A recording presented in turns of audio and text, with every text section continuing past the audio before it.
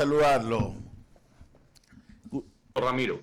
Gustavo, yo quiero comenzar con usted. Yo te lo catalogo una de las mentes más claras en temas políticos. Y este tema es político. Con todo el respeto de lo que quieran poner la gente, no es un tema jurídico, es un tema político. Y como tema político, hay aquella frase que dice, pueblo que no conoce su historia está condenado a repetirlo. 2 de abril de 2005. Presidente Bucarán aterrizaba en un helicóptero en el edificio de la Previsora, daba un discurso en el hemiciclo de la Rotonda. La Pichi Corte le había dado su libertad. Presidente Gutiérrez, al que usted conoce bien, había disuelto la Corte Suprema y caía el 22 de abril. Esto provocó la indignación del pueblo de Quito a través de los forajidos.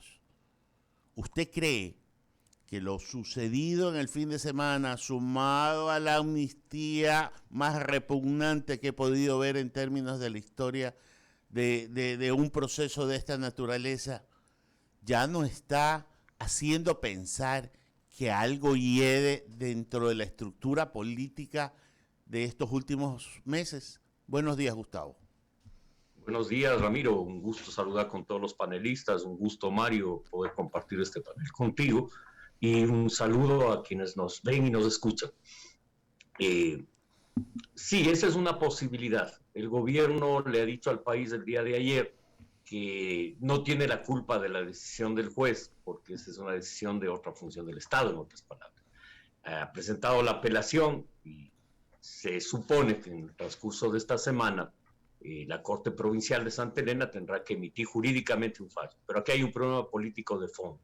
Muy difícil que un juez de una parroquia emita un habeas corpus frente a una sentencia de la Corte Suprema de Justicia.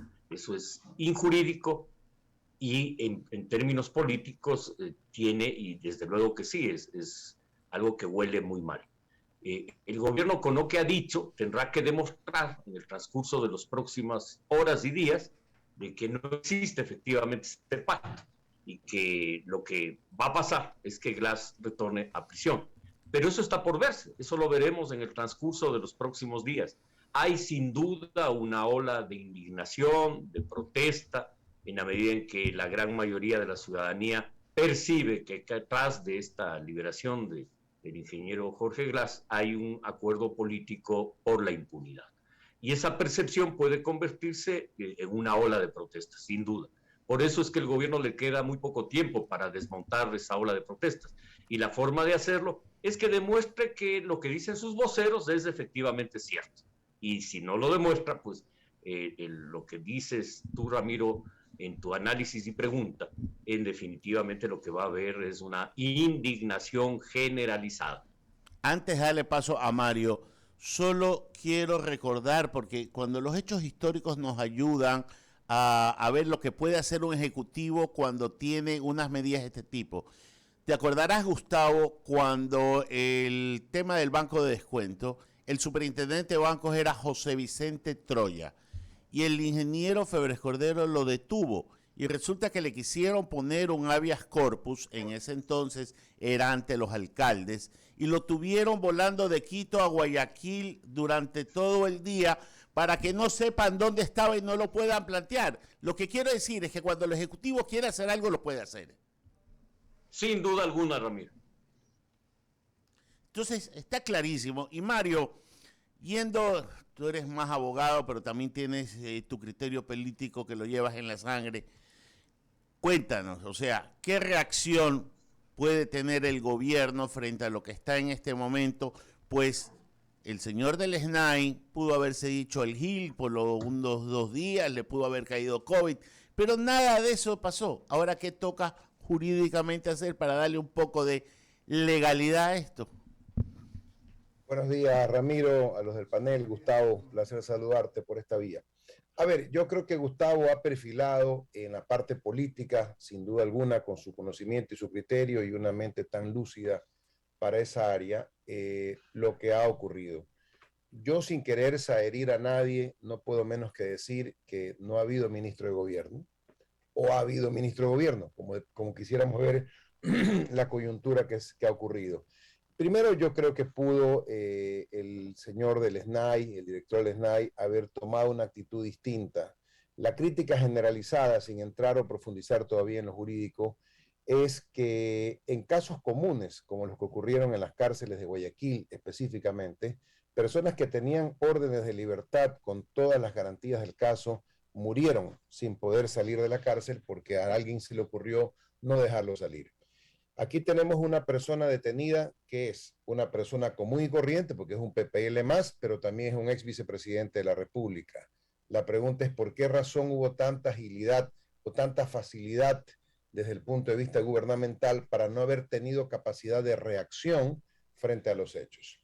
Y coincido contigo, en un país como este, nuestro Ecuador al final del día es una aldea grande, no podemos considerar que nuestro país es otra cosa, aquí todavía siguen habiendo compadrazgos y cosas que pesan más. Me extraña sobremanera, insisto, lo que a muchos también le ha parecido, tanta facilidad con la que este personaje pues salió. Ya si profundizamos en lo jurídico, y tal vez eso puede ser parte de otro análisis, hay una serie de cosas que yo creería que pudieran haber ocurrido. La primera de ellas, solamente por citar una, hay una resolución de la Corte Constitucional que en inicio no se hizo mayormente acopio y que ya ahora está circulando, que es del año 21, y en esa resolución, en la parte de sus conclusiones, señala expresamente algo que a mí me parecía sensato analizarlo, pero no entendía por qué no había ocurrido. La pregunta es muy fácil. No estamos hablando, insisto, de un preso cualquiera. No estamos hablando de Ecuador de 1900, estamos hablando de un Ecuador del 2021 donde basta un WhatsApp, una llamada telefónica, un correo para determinar dónde se encuentra una persona. ¿Por qué razón, insisto, en este esquema, el juez no se inhibió de conocer la causa a todas luces que era evidente que él no era el competente? Porque aquí hay una formalidad parcial desde el punto de vista que, claro, la persona que propone la acción, que por cierto no es ningún familiar, en este caso del PPL, plantea la acción y en consecuencia ese es el domicilio a través del cual se tramita este habeas corpus. Pero ¿por qué razón, insisto, el juez no fue mucho más proactivo y no llamó pues al director Lesnay? Porque quiero aclararles algo, yo ya revisé la resolución, se la pasé a Eduardo, esto se subió tarde ayer en la noche, y entre otras cosas y novedades que existen es que hubo una audiencia fallida el día viernes. Es decir, el ministro de gobierno, el SNAI, todos conocían lo que pasaba. Y una perla más, sorpréndanse ustedes que en la audiencia, de acuerdo al acta resumen que tengo en mi poder y que es fácilmente verificable en el sistema judicial, resulta que el delegado del ministro de gobierno no dijo ni pío, no emitió una sílaba. Y algo más sorprendente, el director del SNAI está de acuerdo, en definitiva, con la tesis que se esgrime. Entonces viene la tercera pregunta. Si era tan mala la condición de este ciudadano, ¿por qué razón el Estado ecuatoriano, el director de cárceles, no hizo nada para impedir que ocurriese aquello que al final del día ocurrió? Y una última cosa. Ayer el señor Ordóñez, me parece que es asesor presidencial, expresó que esta es la tercera vez que se plantea una acción igual. Es decir, el gobierno estaba perfectamente avisado de que se procuraba esta gestión. ¿Por qué no se hizo nada para impedir que esto ocurra? Evidentemente, Ramiro, miembros del panel y Gustavo, yo sí creo que estamos frente a un momento, ya en esta parte política, metiéndome en el área de Gustavo, en el que puede haber una reacción. Es posible que Quito reaccione como las redes han motivado a que esto se dé. Hay una repulsa desde el punto de vista político, personal, sensiblemente pues se mezcla en esto también al ministro de gobierno por sus orígenes, y entonces qué coincidencia que todas estas cosas ocurran en este marco, y evidentemente hay un tufo, para no utilizar la misma palabra que tú habías utilizado, Ramiro, de que aquí hay algo que no está bien. Me explico, es muy difícil que el gobierno pueda salirse airoso frente a estos hechos, y muy lamentable, porque yo creo que el gobierno no debería estar, si es que fuese el caso, inmerso en esto, sino inmerso en buscar que nuestros ciudadanos ecuatorianos tengan mejores días. Muy buenos días. Doctor Larrea, ya un poco yéndonos a la parte política. La liberación de Glass tiene definitivamente un interés o un trasfondo político. Muchos apuntan a que con esto podrían abrirse canales que le permitan al gobierno de Guillermo Lasso mantenerse y tratar de hacer acuerdos con una de las bancadas más grandes, que es la de UNES, en la Asamblea. Definitivamente el haber liberado a Glass le podría dar esa vía, ese camino, o frente a qué estamos con estas decisiones. En ese supuesto, en el supuesto que parece ser así, y que el gobierno tiene la oportunidad de demostrar lo contrario en el transcurso de los próximos días. En ese supuesto, el gobierno es el gran perdedor de este fin de semana y de este día lunes. El gobierno pierde la credibilidad en su propia base de apoyo.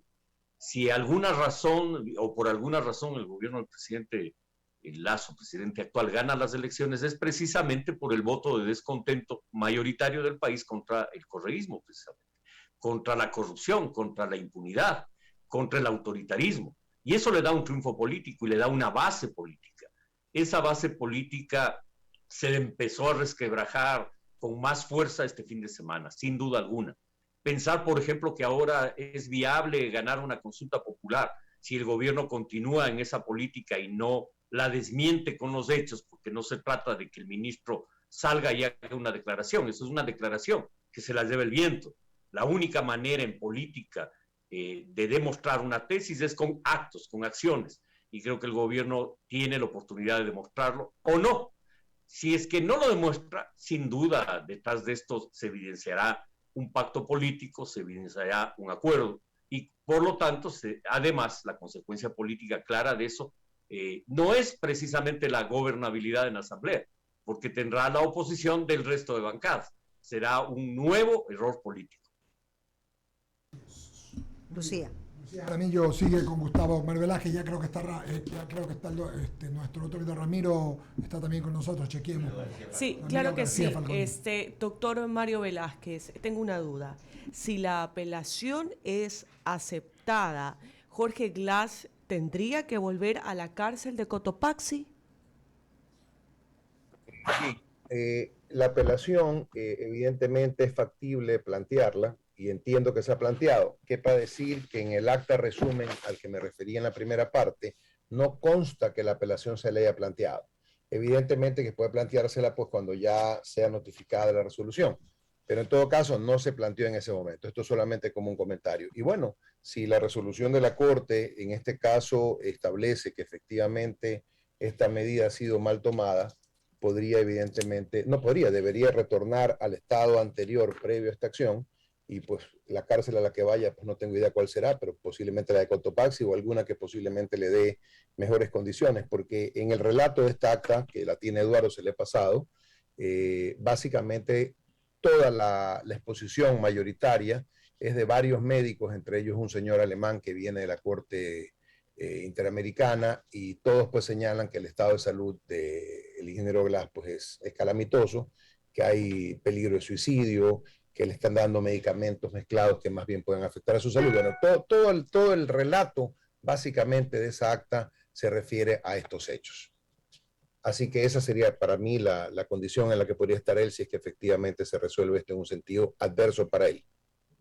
Buenísimo, Mario, y doctor Larrea, también saludamos al doctor Ramiro García, que se encuentra con nosotros, a quien va a dirigir la pregunta. Entonces, ¿cuáles serían los derechos violados justamente del individuo que sale hoy en día en libertad, y si realmente esto es una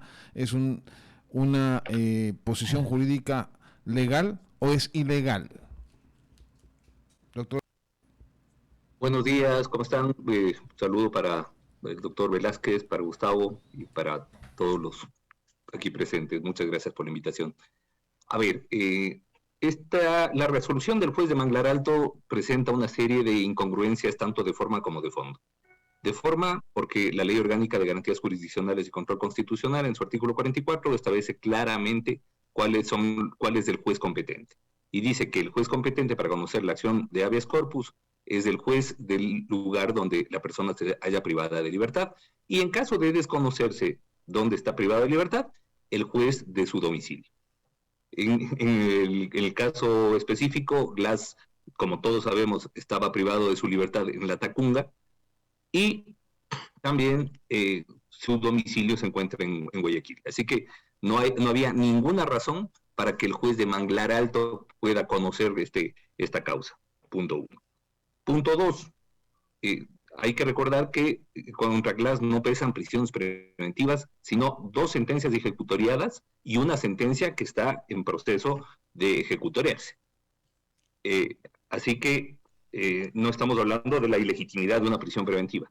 ¿Que se puede presentar habeas corpus respecto de una sentencia condenatoria ejecutoriada? Sí, de acuerdo a la Corte Interamericana de Derechos Humanos y de acuerdo a la Corte Constitucional a partir de 2018 o 2019, me parece que fue una decisión. Pero, claro, cuando las condiciones de la prisionización se convierten en una forma de tortura o trato inhumano o degradante. Está claro que el señor Glass recibía un trato especial mucho mejor que el de la media de los privados de libertad en nuestro sistema de prisiones. Así que no hay razón para alegar tales tratos inhumanos o degradantes.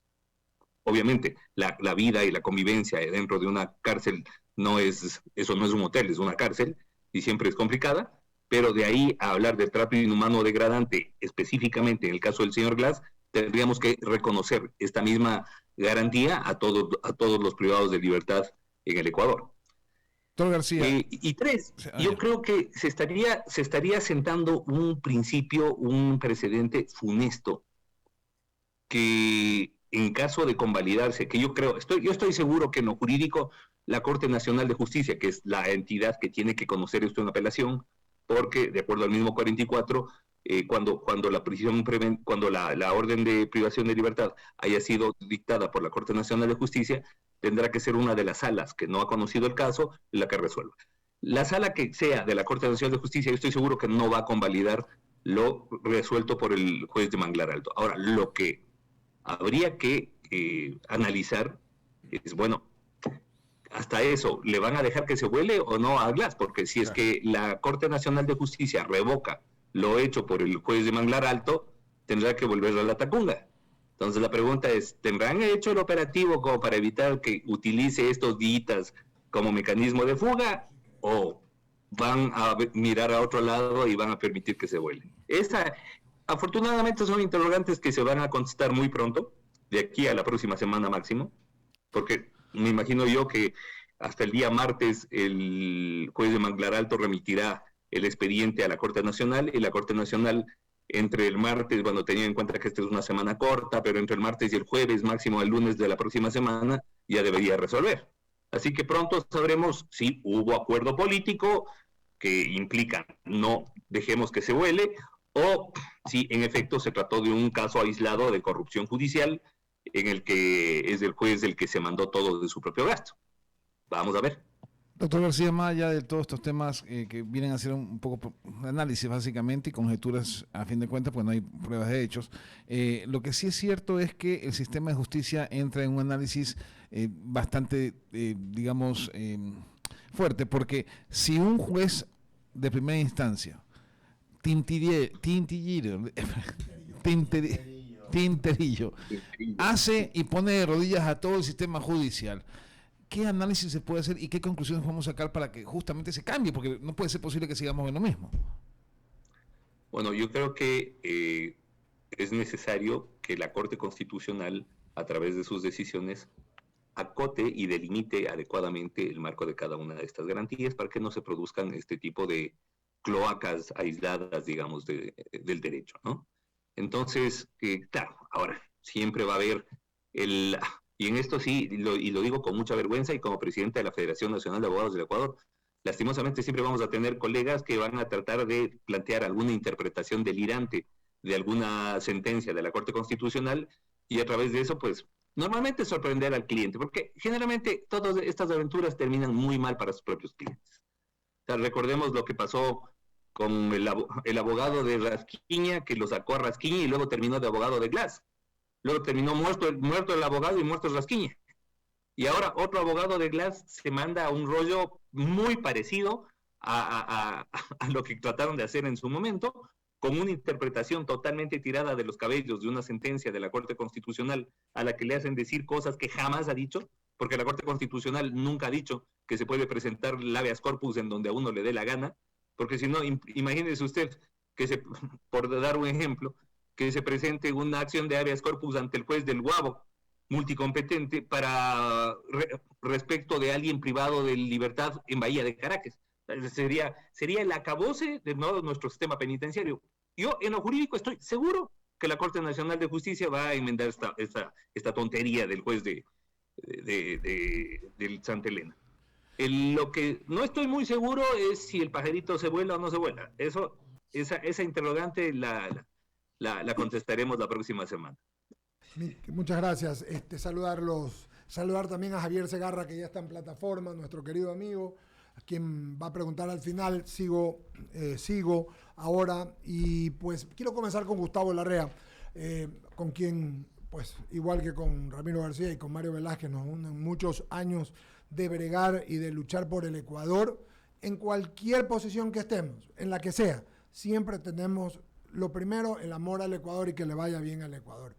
Y le pregunto a nuestro amigo Larrea, a Gustavo Larrea, le pregunto, él que es un político, ¿no le parece que las cosas comenzaron, no te parece, Gustavo, como que todo fue muy perfecto? Como que todo se dio en una semana de una manera, incluyendo la salida que decía Ramiro de mañana, en la que hemos comentado con Jaime, Lucía y los compañeros que estuvieron aquí, y de pronto como que estuviera hecho, como que estuviera procesado. Y si no es así, la percepción ciudadana, y esa famosa frase de David Ogilvy, el padre de la publicidad moderna, que dice que la percepción es la realidad, perception is reality, ¿ya? Pero la percepción ciudadana es eso, y eso golpea mucho al gobierno. Si está o no está en el tema, Gustavo, esta forma de que pasaron las cosas, pensando más allá de la política, a ti que eres un hombre que piensas políticamente, que eres astuto y que tienes experiencia, ¿no te hace pensar que la verdad que es un golpe muy fuerte para el sistema, para la democracia y para la credibilidad del gobierno nacional? Eduardo, un gusto saludarte.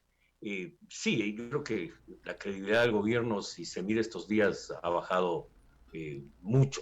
La decepción de gente que apoyó al gobierno este rato es gigantesca.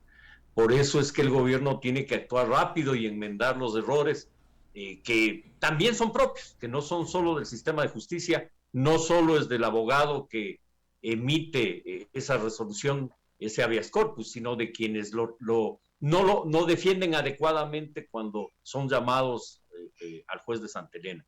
Que además la Secretaría de Cárceles, que ahora les llama SENAI, lo deja inmediatamente en libertad, es decir, sin que exista legalidad en la resolución de ese juez. Creo que esas son cosas que el gobierno le toca enmendar, sin duda, pero ya tiene un golpe muy fuerte el gobierno. El gobierno...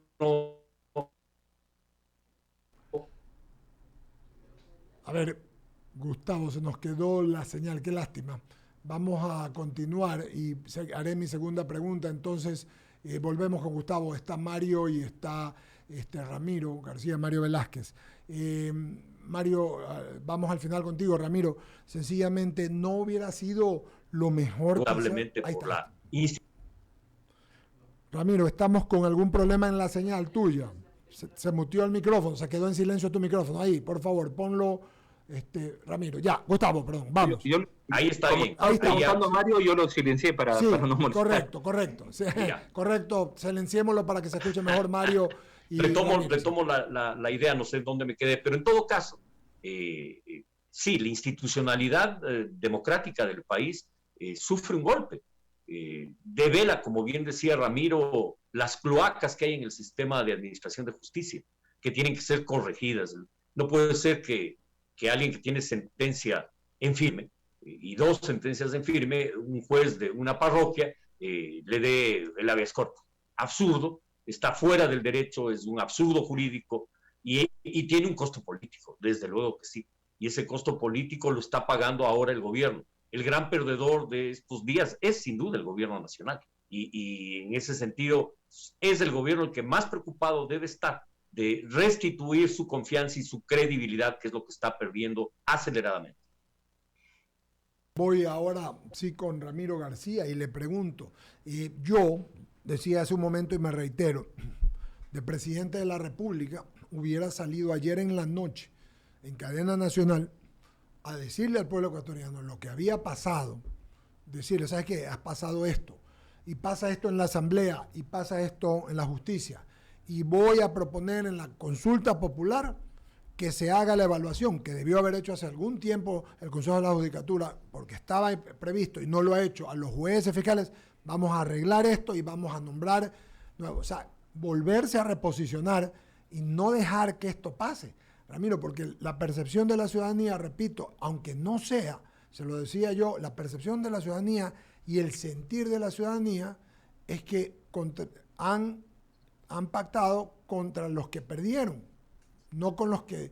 No, y esto significa que los que ganaron no han hecho lo que ofrecieron, Ramiro. Bueno, es decir, políticamente se dan algunas cosas, algunas coincidencias bastante negativas para el gobierno, ¿no? Por un lado, sale Alexandra Vélez y nombran a Francisco Jiménez, que en algún momento hablaba justamente de una eventual revisión de las sentencias en contra de Correa, Glass y compañía. Y justamente pues se produce esto y luego lo ponen a Jiménez a hacer una declaración cuando insisto y concuerdo contigo en que debería haber sido el presidente el que tenía que haber salido y hablado. Pero bueno, todo esto lo veremos en poquitos días. Es decir, si es que en efecto existió un juez que por sí y ante sí se le ocurrió mandarse esta tomadura de pelo, esta resolución totalmente tirada de los cabellos, bueno, ya lo vamos a ver porque esto pasará a la Corte Nacional y será la Corte Nacional la que tenga que decidir. Y luego veremos qué hace el gobierno, porque ahí sí es potestad del gobierno, pues el armar el operativo de retorno a la Tacunga. Entonces, esto creo que marcará claramente ante la ciudadanía si en efecto hubo un pacto político detrás, que sería terrible, porque significa que la moneda de cambio era una decisión judicial, que eso sería horroroso. Imagínense un acuerdo entre gobierno y oposición en el que lo que se juega es una decisión de un juez. Entonces, si es que esperemos que ese no sea el caso, esperemos que esto se resuelva por la vía institucional, me parece adecuado el mensaje de gobierno de vamos a respetar la independencia judicial y bueno, vamos a ver qué pasa en sede judicial. Te ruego, Javier, vamos a tener que, ya tenemos el próximo panel, pero quiero hacerte una pregunta final y a Javier lo dejaremos preguntar en el próximo panel, por favor, mi hermano, salvo que tengas alguna pregunta puntual. Mario Velázquez, ha dicho Ramiro García Falconía, ha dicho bien que dependerá de la Corte Nacional. En tu experiencia jurídica, ¿esto puede tener una demora de máximo cuánto? Ya ha dicho una semana, Ramiro García. ¿Tú crees que puede demorar algo más? Tú eres un penalista. Bueno, Eduardo, ¿cómo estás? Yo entendería, como bien ha dicho Ramiro y todos, que el sentido de urgencia que aquí parece que no se ha tenido, debería ocurrir ahora. Y lo vamos a ver, en teoría, a la brevedad del caso. Yo quiero hacer hincapié, Ramiro no había entrado todavía al panel, y es importante porque él es un académico de tanta prestancia. Solamente dos comentarios, ¿no? E insisto, sin querer afectar al gobierno, pero lo que pasa es que es inevitable citar ejemplos como este. Primera cosa, ¿por qué razón el delegado del señor ministro de Gobierno, que fue oportunamente citado, no dijo ni pío en la audiencia? En el acta resumen no consta que haya dicho nada. ¿Por qué razón el delegado del SNAI acude a la audiencia y básicamente allana el camino diciendo que todo es exactamente como lo menciona la parte accionante? ¿Por qué razón ese señor no le dice, oiga, señor juez, usted es incompetente porque de acuerdo a la resolución que el mismo juez ha tomado como parte para resolver, que es la resolución del año 21, que efectivamente es una resolución de la Corte Constitucional que amplía una anterior, en esa resolución, en la parte de conclusiones, el numeral 2 expresamente hace mención de lo que debe hacer el juez en el caso de ser incompetente. Entonces, yo observo, insisto, que todas estas cosas dejan un aroma no muy claro en el ambiente. Ahora, me has preguntado específicamente el tiempo. Ojalá que el tiempo sea el más corto, porque en la medida en que esto se alargue, Eduardo y todos, simple y llanamente no sabemos cuánto se va a afectar el gobierno, porque ya se anuncian medidas de fuerza y acciones de rechazo a través de Quito. Comentó Gustavo en la primera parte de su exposición que efectivamente el presidente llega al poder como consecuencia de este rechazo a una tendencia o a un personaje o a un grupo político determinado. Y hoy en día pues ocurre lo que acabamos de ver. Entonces yo creo que el gobierno en lo político está severamente complicado, y en lo jurídico, en lo judicial, de alguna manera debería de ser celoso guardián de que el proceso resuélvase como se resuelva al final, vaya con agilidad. O sea, así como tan ágil fue la primera parte, pues que la siguiente sea lo suficientemente ágil, y ojalá que en esta oportunidad no haya mudos, sino que haya gente que efectivamente interponga sus mejores oficios jurídicos pues para sostener una tesis contraria a aquella que en este momento ha sido favorecida por el juez de Manglar Alto. Saludamos con Javier Segarra un momento, agradeciéndole a ustedes, queridos amigos Gustavo, Mario y a Ramiro. A Javier Segarra lo saludamos. Vamos a venir a un panel, viene María Paula Romo y viene el señor Montúfar, mi amigo César Montúfar, posteriormente, pero Javier saluda mientras tanto. ¿Cómo estás, Javier? Gusto de saludarte. Abrazo, buenos días a todos. Gracias por estar aquí conectados en el panel. Mario, muchas gracias. Lo mismo a los entrevistados. Pagamos corte